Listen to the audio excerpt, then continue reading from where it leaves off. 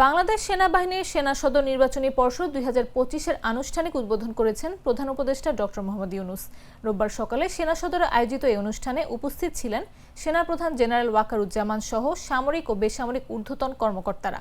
অনুষ্ঠানের শুরুতেই প্রধান উপদেষ্টা মুক্তিযুদ্ধের শহীদ, যুদ্ধাহত ও বীর মুক্তিযোদ্ধা সেনানীদের পাশাপাশি পার্বত্য চট্টগ্রামে এবং 2024 সালের জুলাই মাসে গণঅভ্যুত্থানের শহীদ ছাত্র জনতাকে শ্রদ্ধার সঙ্গে স্মরণ করেন।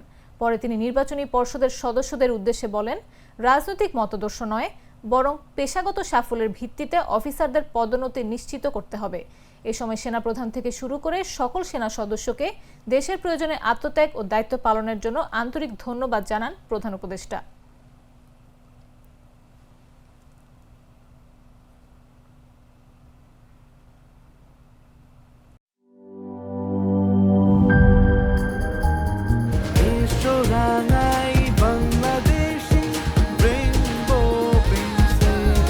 রেইনবো পেইন্টস, ছড়াও জীবনের রং।